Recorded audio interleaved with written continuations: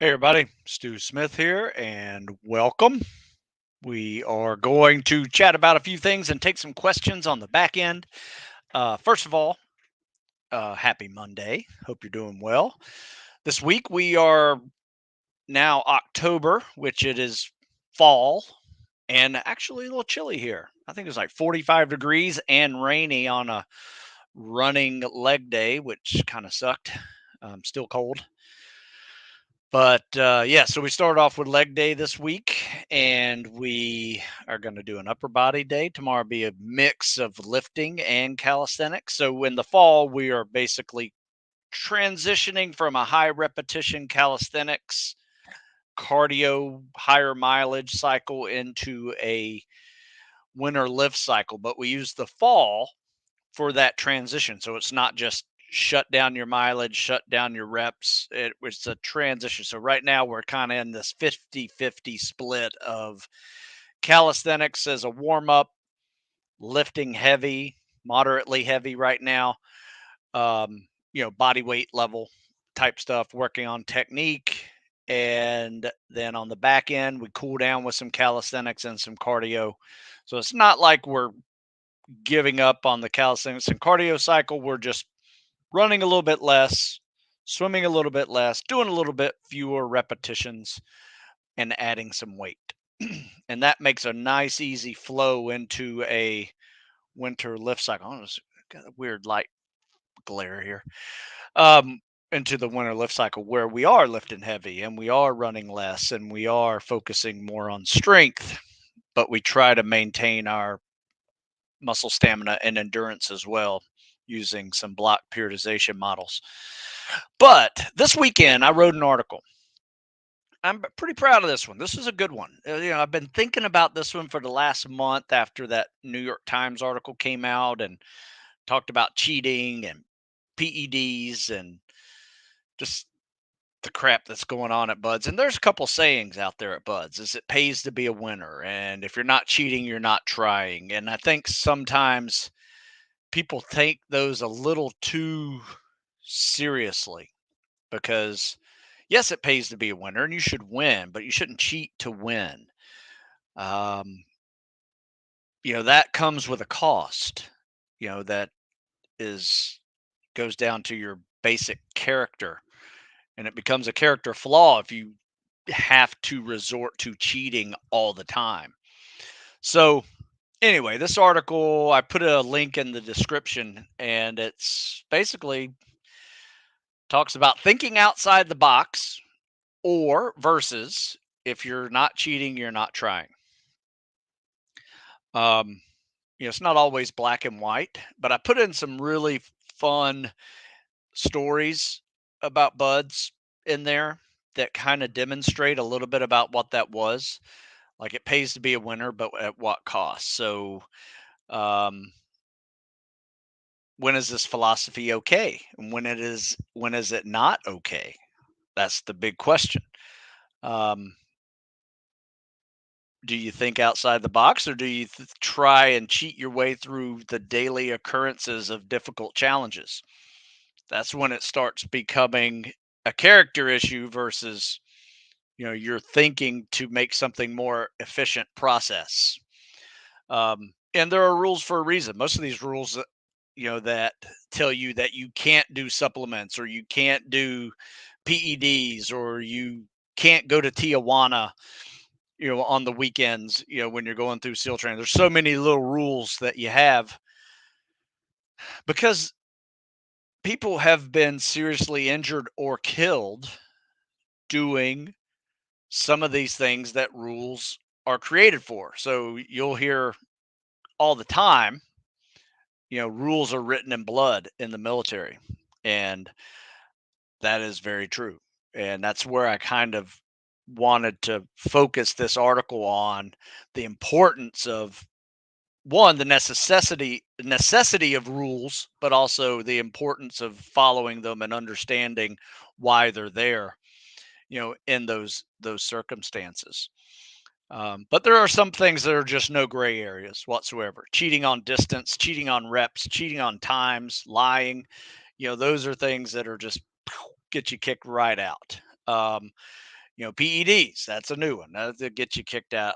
Cheating on land navigation, that seems to be an issue for not just buds, but for many spec ops programs. In fact, there's a rule that says you can't walk roads when you're doing land navigation. There's that for a reason. And I can't tell you how many people have been kicked out, not just buds, but variety of spec ops programs cheating on land nav tests, which, they tell you not to walk the roads. Don't walk the roads. You'll get caught.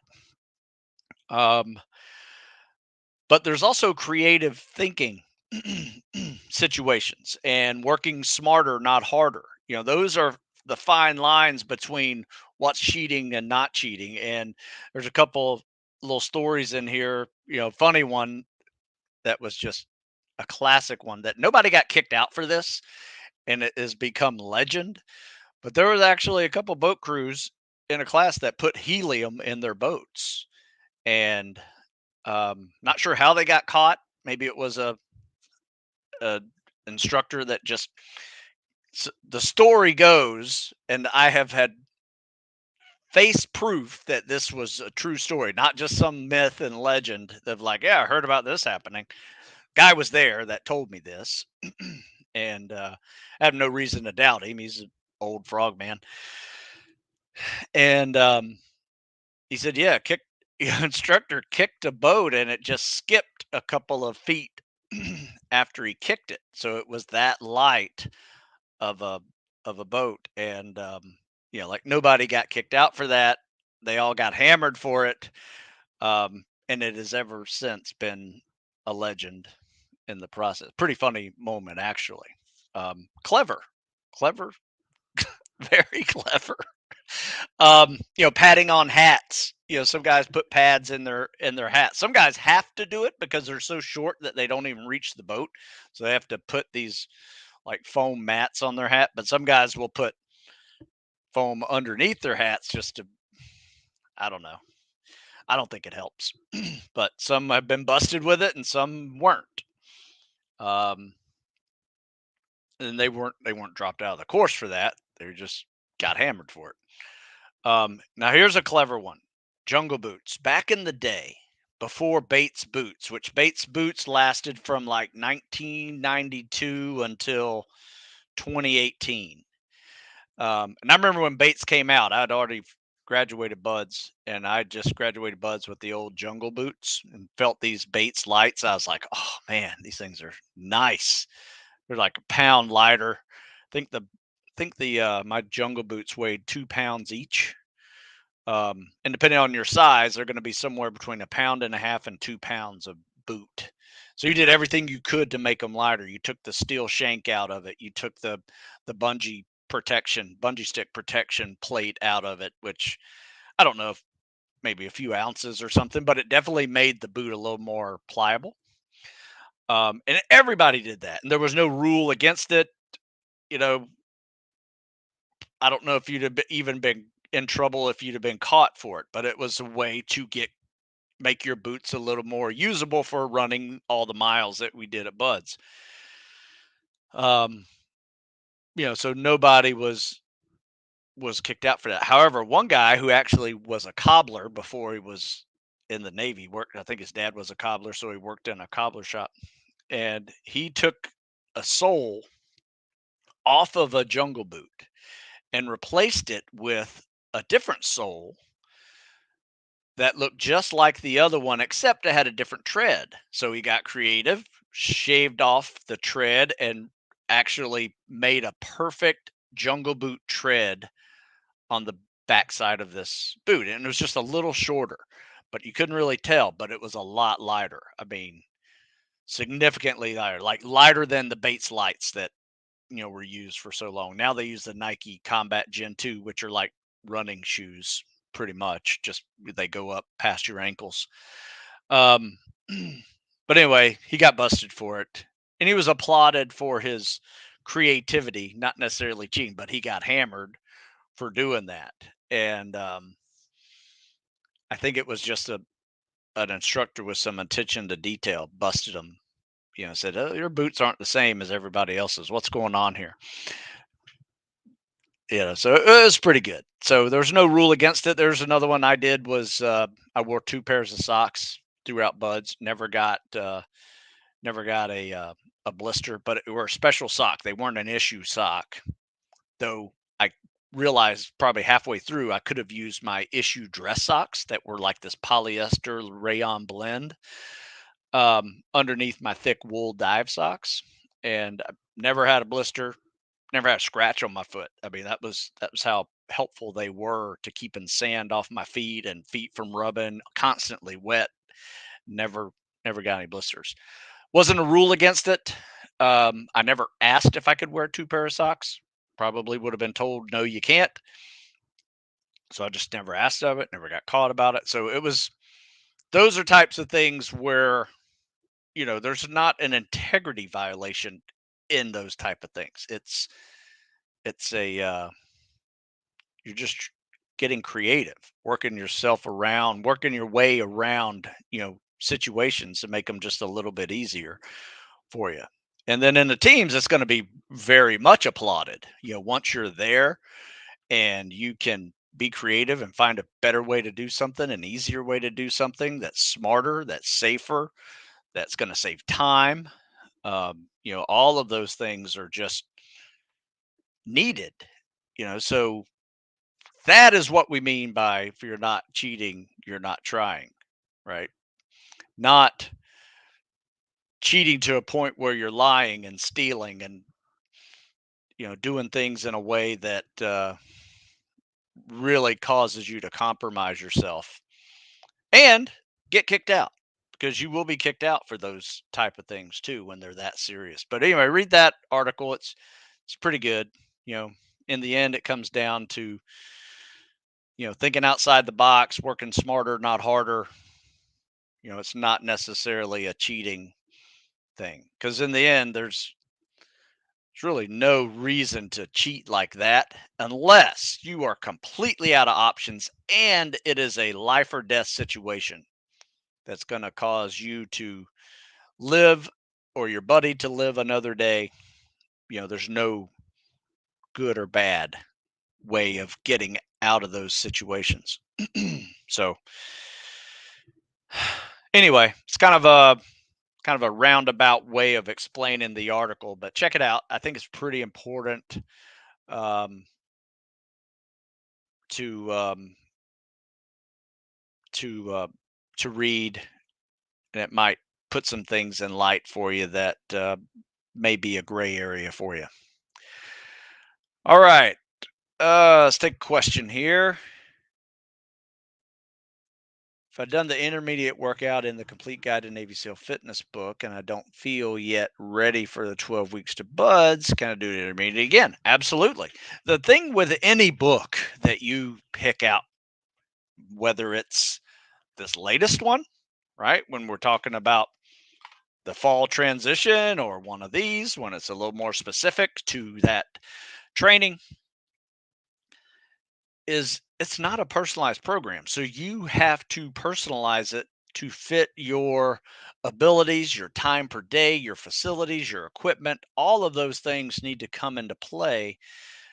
For instance, some of the workouts I write on these charts, I can't do the whole thing in a single session. So what I do is, um, swim at noon, right? So break it up, however you need to, and make changes to it as needed. So my suggestion would be this: if you feel like the intermediate plan is going to be too easy, then make it a little harder, more reps, more sets, more mileage, or go into the 12-week section of that program and make it a little bit easier, and maybe do each week twice before you move forward. Um, and then see, go through the whole cycle, making those small changes, making it easier when you need to, and then do the whole thing again. And probably by the time you do it the second time, you won't have to make those easier options in your programming. So that's a great way to personalize a program for you, um, whenever you are you have a program that is not specifically addressing your situation personally. Good question though. Do camis weigh more than regular jeans? Depends. There are a couple of different types of camis that are a little thicker than the ripstop, but ripstop camis, I have some around here somewhere. Hang on a second. Thought I had some ripstops sitting around, but I don't. Damn, where'd they go? Those ripstop are really light. Definitely thinner, and when they get wet, they dry real fast, whereas the heavier ones will dry a lot slower. Jeans will dry a lot slower because there's a lot of cotton in them. So the answer is it depends. Do you give out meal plans with fitness plans, or is it just fitness plans? I'm not a nutritionist. If you want meal plans, I would suggest going to a nutritionist. However, I eat every day and I eat well every day. So what I do is I have online customers create a food diary for themselves in a week. What do you eat? Every single thing that you're eating. And then we take a look at it and discuss their goals. Are they trying to gain weight? Need to eat more. Are they trying to lose weight? Need to eat less. Where can you make those changes that make sense for them without disrupting and adding a whole lot of new things that may not agree with their stomach? So, yes and no. I discuss it with them, try to help them on their way, but in the end, it comes down to really three goals. You're either trying to gain weight, maintain weight, or lose weight. So that's a combination of really calories in, calories out. But you also need good food so you have plenty of energy so you're able to train hour and a half, 2 hours a day, sometimes depending on your challenges ahead of you. Um, so there's it's energy. So I talk about it in those sense in that sense, not necessarily, eat 50 grams of carbs in the morning, eat 100 grams of protein. Yeah, I don't get into that level of detail. If you want that level of detail, I would suggest getting a dietitian or nutritionist to help you with that type of specifics. Are those Vietnam jungle boots still available? Yes. In fact, if you read that article, Joe, you can see a picture of them that I actually pulled from Amazon. And you just look up military Vietnam jungle boot and you'll see them right there. By the way, if you haven't tried this stuff is pretty good. Frog fuel, a little collagen protein.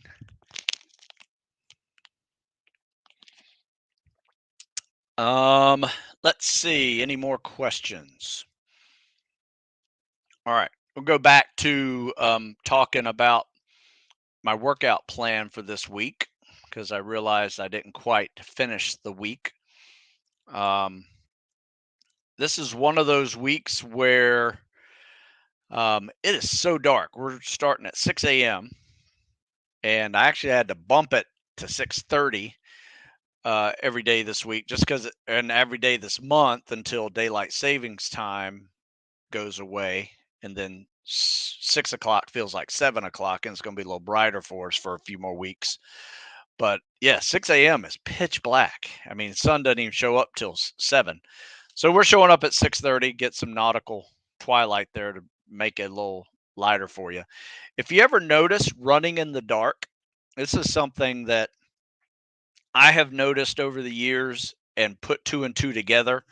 Um, like for instance, running in the dark when you can't see the ground, whether you're doing sprints or you're doing nice long slow distance run or anything in between, your back has these little micro flexes thinking it's about to hit the ground and it doesn't. It's almost compared to that, when you're walking down a flight of steps and you think you finished your your flight of steps, you got one more step all of a sudden, and you're like, oh, it just suddenly shocks you. It's like that on a micro level for every step. And at the end of a run or sprint workout or whatever, if it's dark, your back will hurt for the next day and a half because of those all those little micro flexes that are occurring. So either run with a light so you can see your feet hit the ground. That takes a lot of that lower back pain out of it. But yeah, if you're running in the dark like me right now, either run a little bit lighter where you can see the ground a little bit later so it's lighter, or carry a light with you, and that makes a huge difference. If you're noticing a lot of back pain when you run in the dark, um, that could be one of the reasons why. Let's see. I'm starting from a really sedentary routine. What effective core strength things to focus on? You know what I would do? Isometric flexing, basically doing plank poses. Plank poses and hanging knee ups, great way to build some stability in your core. Though grabbing a weight, putting it by your side like a dumbbell, and walking with it, called a farmer walk, those are great as well. Just one dumbbell in one hand, the other hand's free. Then when your grip gives out, put it in the other one. And um,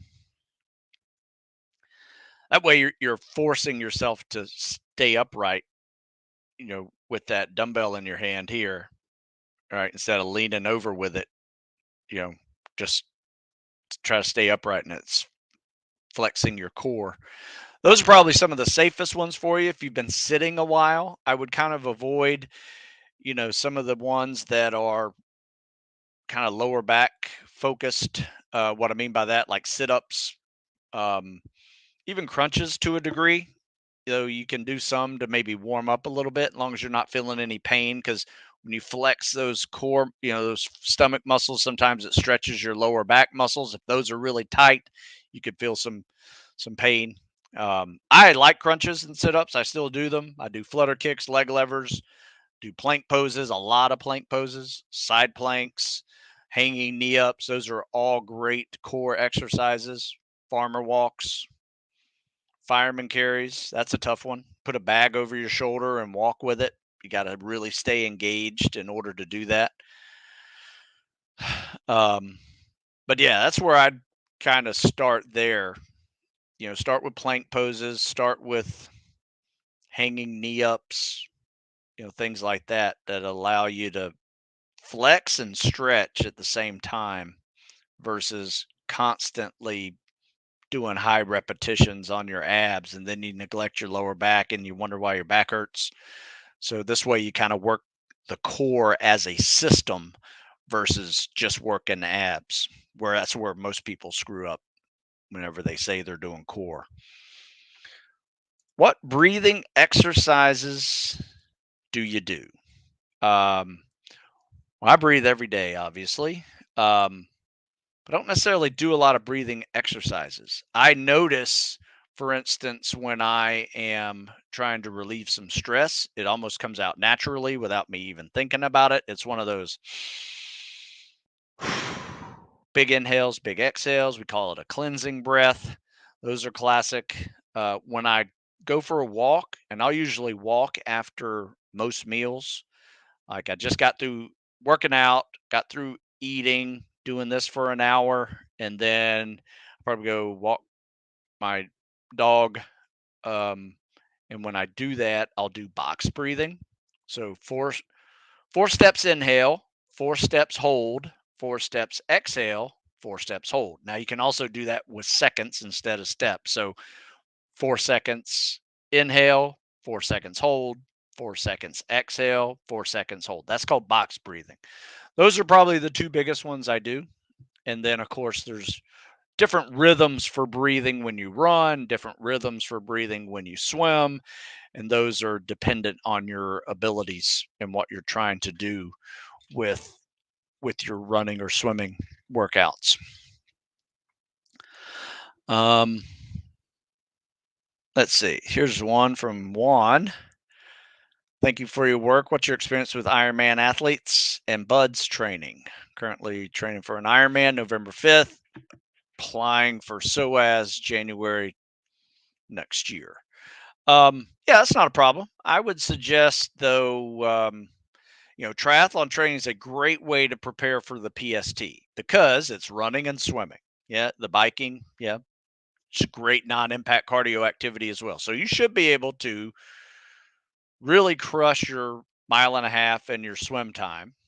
Cardio base is there. You might need some speed, might need to work on some interval stuff between November and January when you have to submit your PST. Um, so make sure you're, mix in some 6 minute mile type running workouts, whether that's 90-second quarters or 3 minute half mile intervals or whatever. You need to be in that 9 minute mile zone. And then, of course, your calisthenics. That's really all you need to worry about between now and your PST submission. Then, after you submit, start preparing like you're going to go to SOAS in the summer.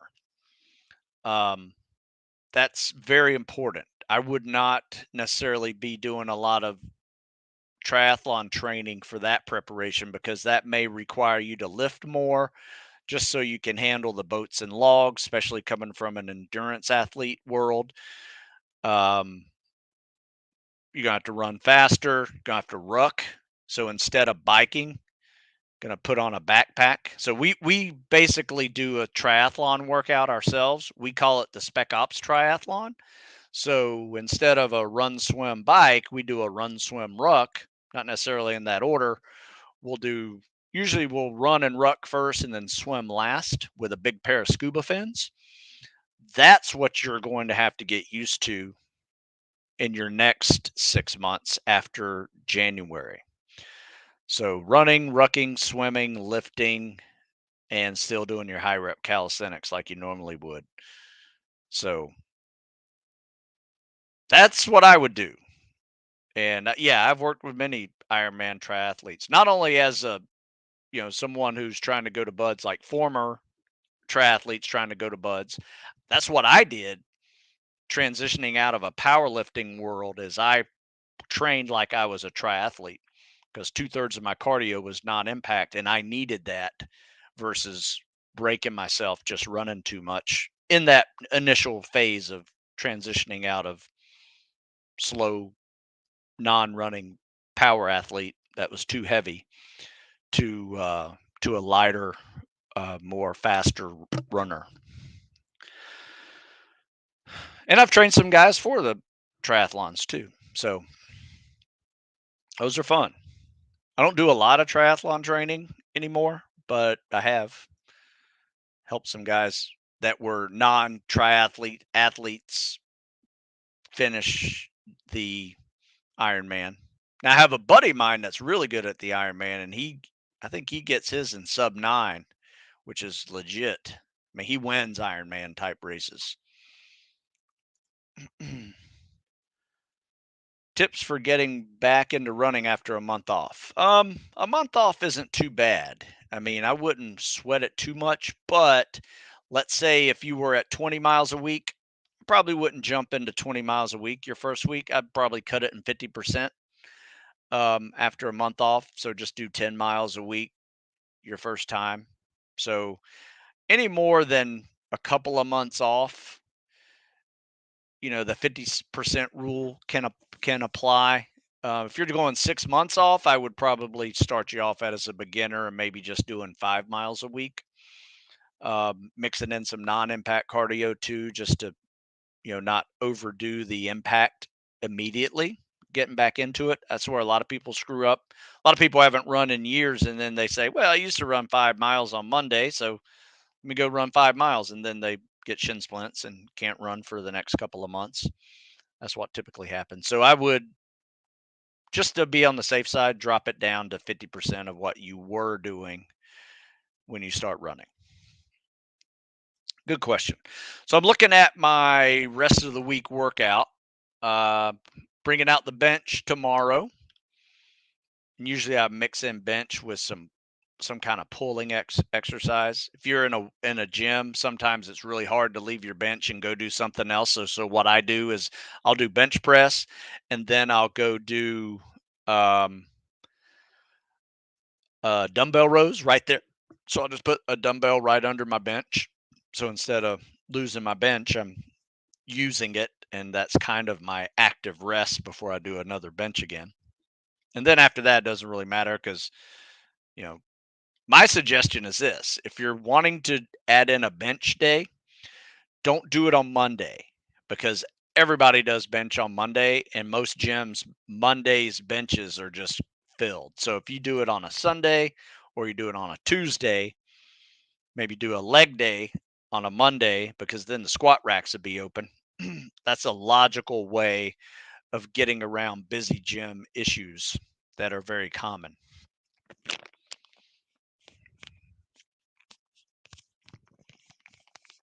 So this week after Wednesday's my mobility day, which if you have not done a mobility day, I highly recommend you doing it because not only is it great for just feeling better and recovery, it can actually help you lift better with some added mobility training in the shoulders and flexibility in the triceps, get your elbows up higher whenever you're doing, power clean type lifts. Um, and it can also help you with treading and swimming, especially with ankles. In fact, read this article because it's got a lot of reasons why it's helpful. Help you with shoulder, get that, over your head, arms, and so your shoulders aren't like this. Like some, you ever see guys try to glide and they got really tight traps and shoulders? It's right here. That's how they look. That is not very streamlined, right? That is more streamlined. You will if you more you look like a torpedo, the more streamlined you are.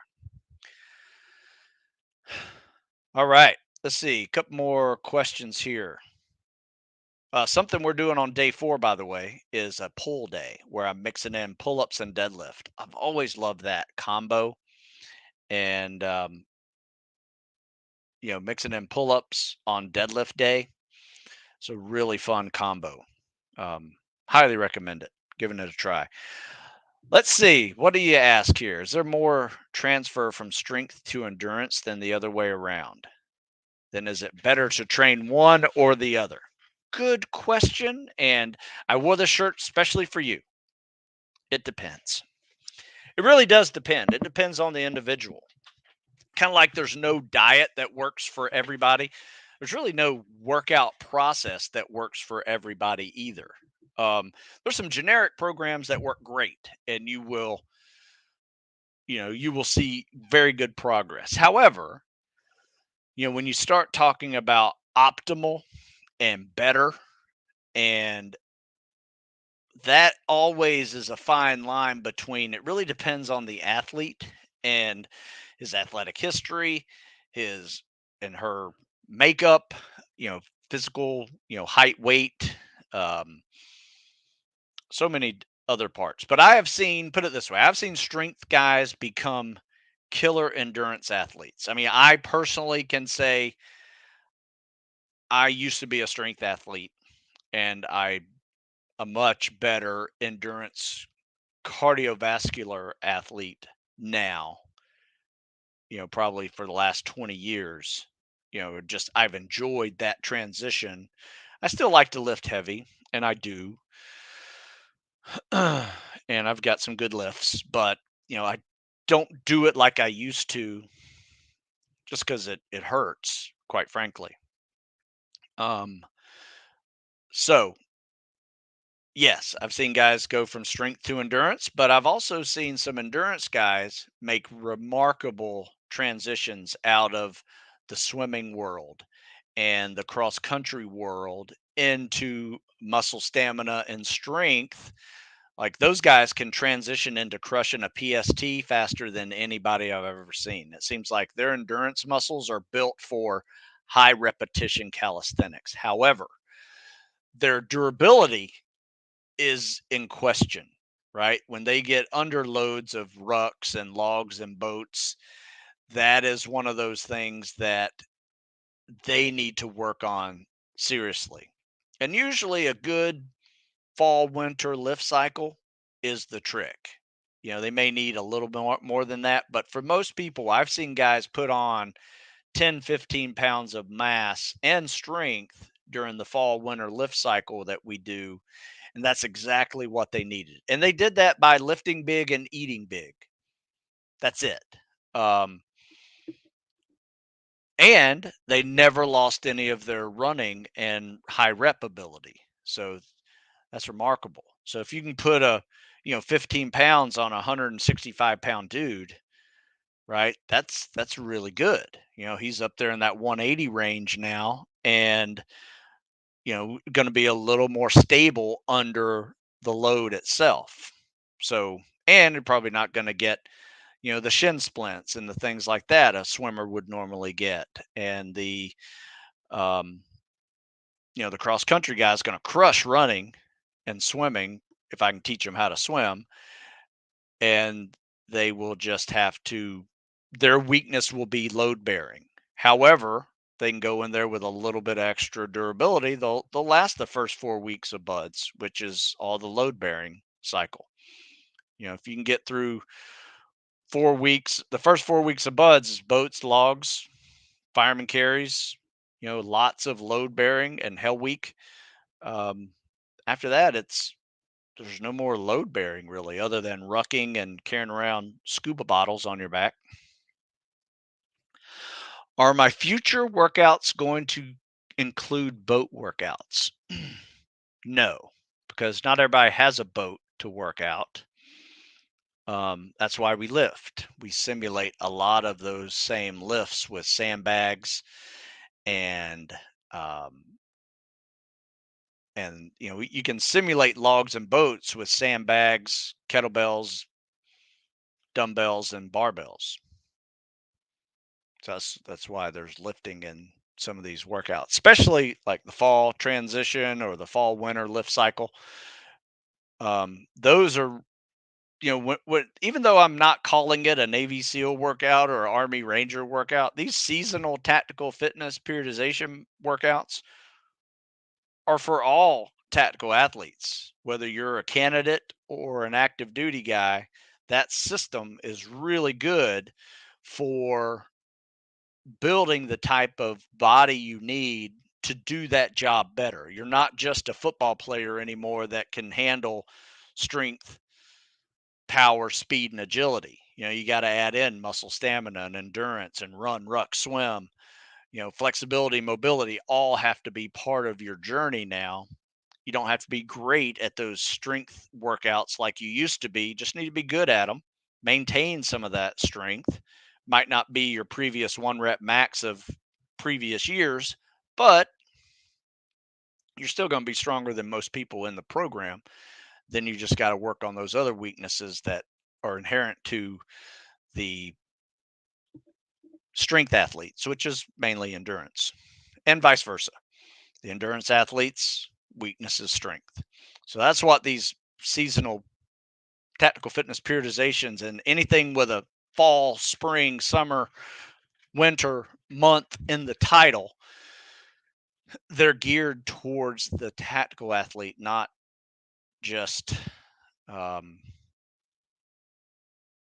somebody trying to get better for wrestling or trying to get better for football. You can use them for that, but it's not going to be an optimal option for you. I'm following the 40 plus workout. Now there's another cycle. Tactical fitness over 40. Great combo. Where'd they go? Here we go. These are some of my favorites.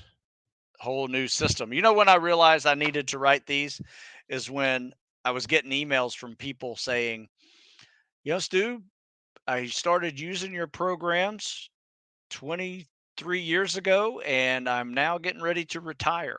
And I realized there was a whole group of people that I need to create something for, whether they are the retiree or just the older guy who's kind of let fitness slip, or they're nursing a whole bunch of injuries that they've gathered from their previous career.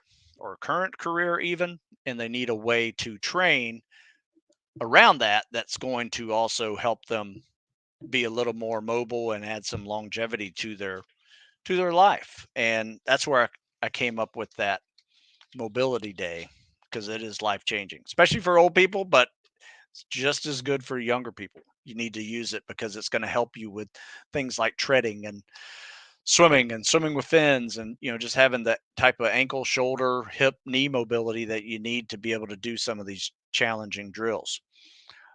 Sorry, I digressed there for a second. So I don't have a pull-up bar. Do you have a solid alternative to dumbbells or kettlebells? Yeah, any pulling exercise I would recommend, but I would also recommend this. If you're running or walking, try to find a playground. There's monkey bars you can use a pull-up bar for. Um, you can use TRX, or you can use use those as a row. Um, Dumbbell rows, kettlebell rows, bicep curls, anything like that, as a good pulling exercise for you. Going to work a lot of those same muscle groups that a pull up will. So just add another pulling activity to it if you cannot find a pull up bar. Or another option is build your own pull up bar. You can go online, go to YouTube, and I've even written some articles about build your own pull up bar. Some of the options. There's a company called Stud Bar. I think it's Stud Pull Up Bar or something like that. Let me see. Stud Pull Up Bar. If you Google studbarpullup.com, or not Google it, go and just go to the site. In fact, I'll put it in here. Give them a commercial, because I have like 5 of these pull up bars in various locations. Have one on my pool deck where, in our community center. I have one in a couple in the weight room, couple at the academy that we've added just because they're great. And they basically fit on the studs of your wall, like right behind you. You find the studs of your wall, boom, put it up on the wall. You got yourself a pull up bar that can handle your body weight and more. Um,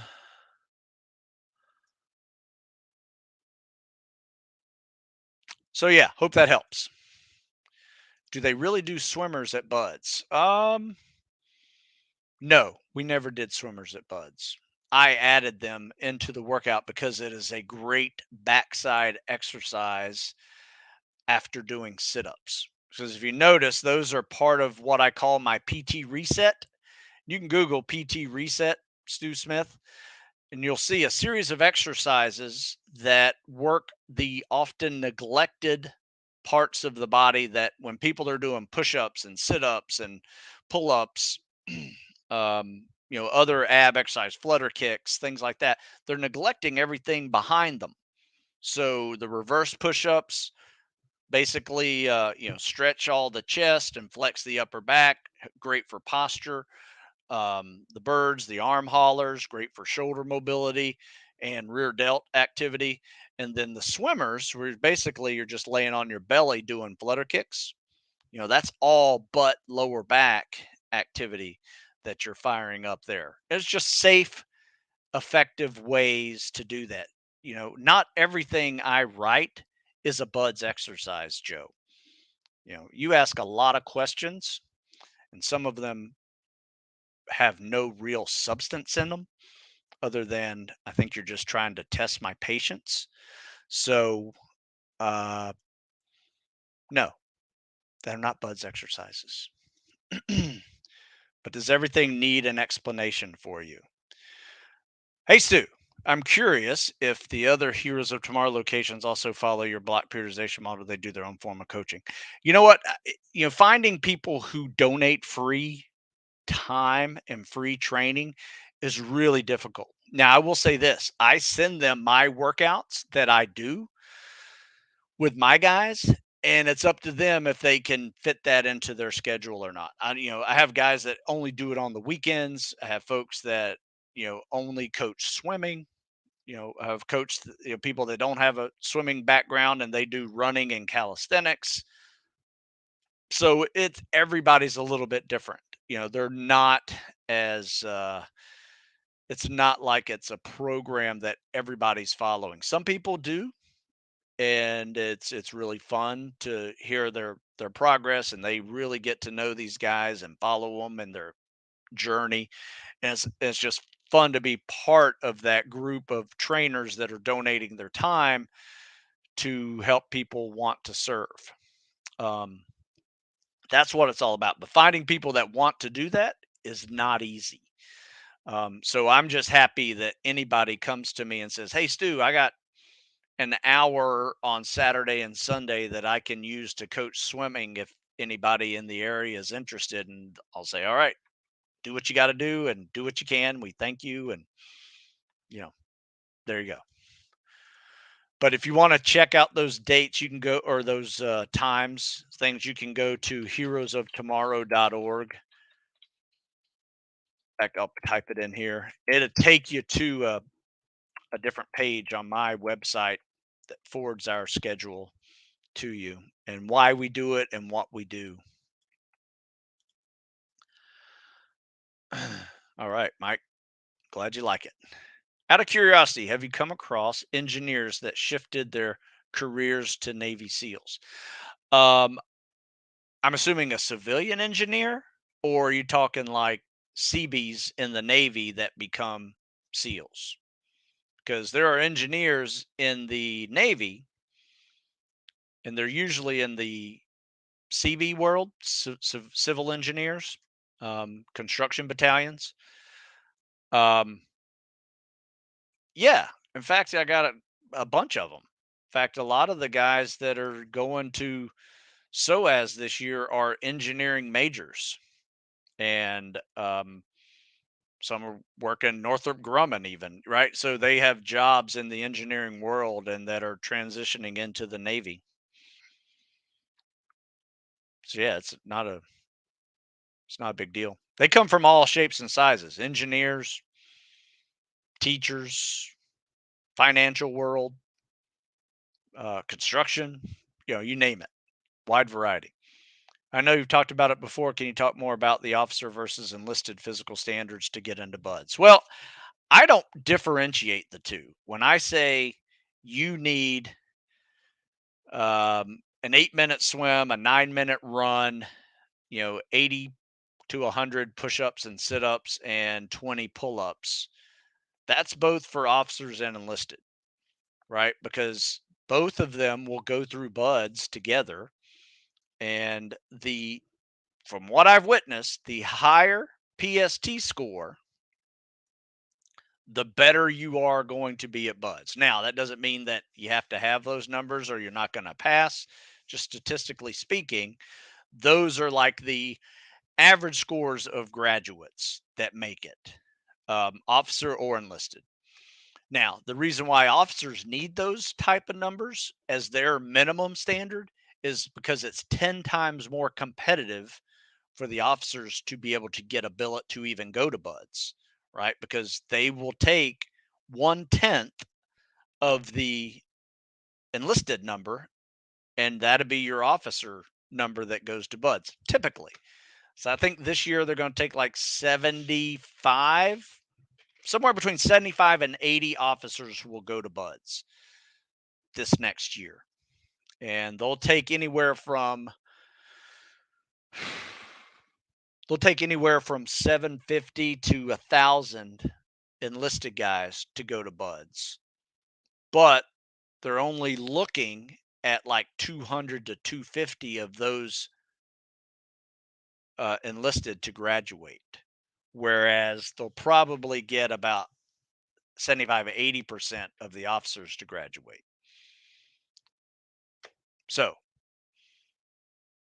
that's just pure statistics. Better prepared, better, they're older, they're all at least 22.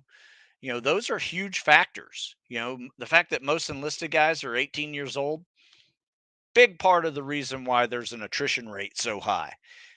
Um, I am a pure believer that if we raise the buds age, that you had to be at least 20, 21 to go to buds, your attrition rate would drop significantly. I think most people are just not through growing even. They're showing up to SEAL training thinking that it's, something they can do. They don't quite understand that it is a grown man's job. It's not a boy's job or a kid's job.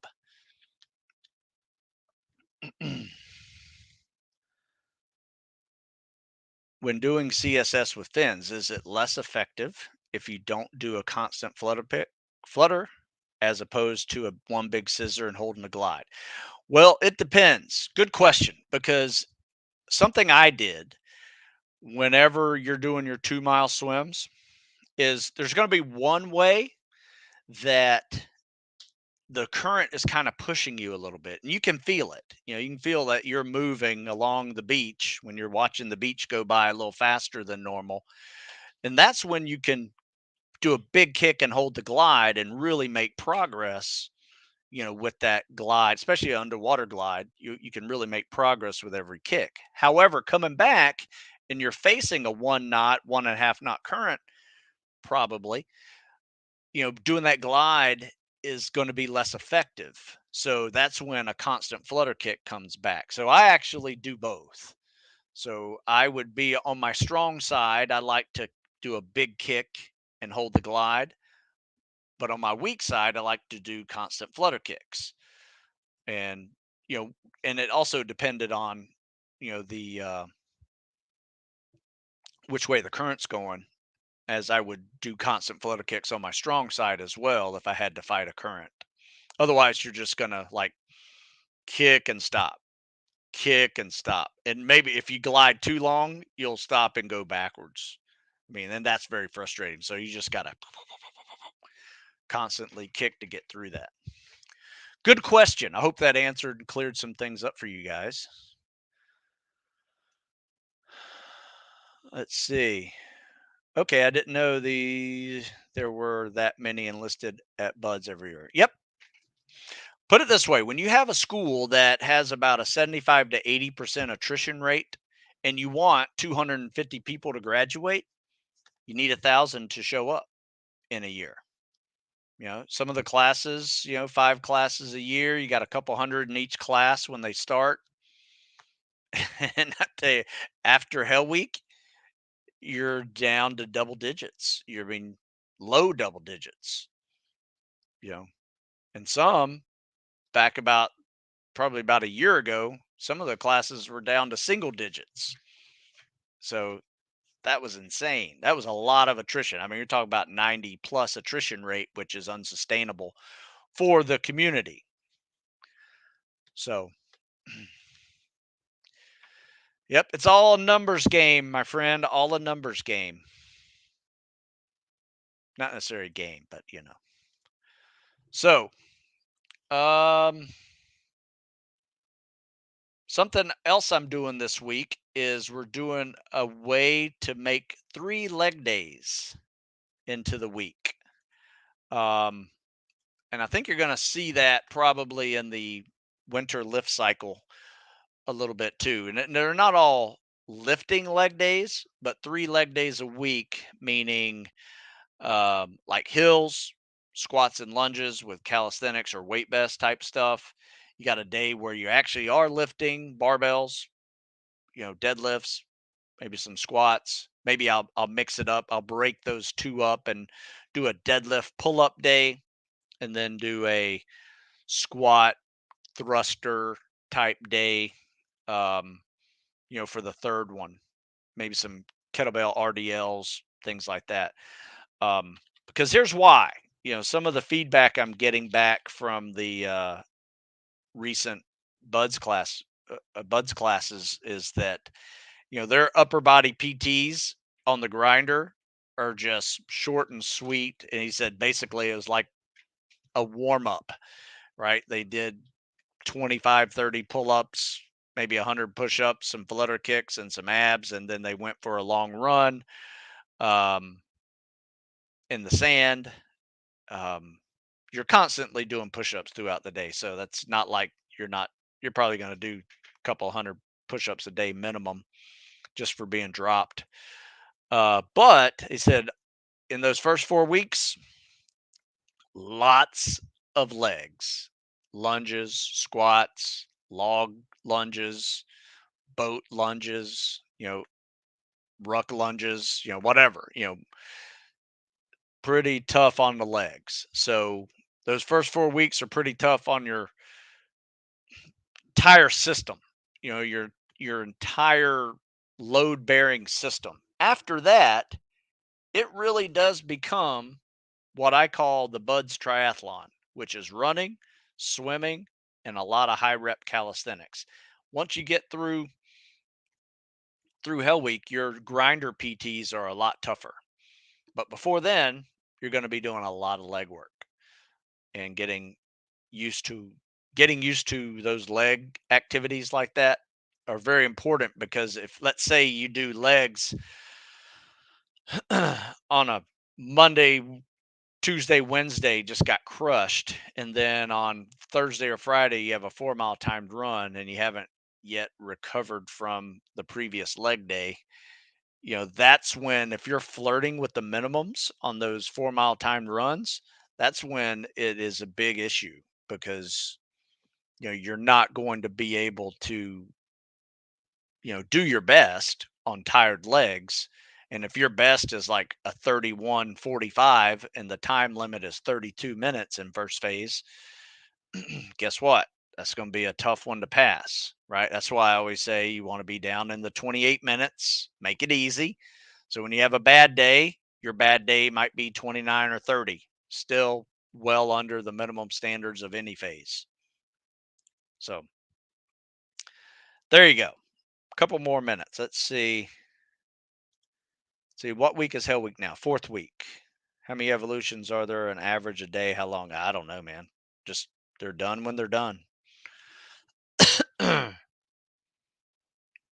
I mean, you're not constantly physically training. I mean, there are times when you're moving around and doing stuff, but you're not working out per se, or running, or rucking, or under a boat.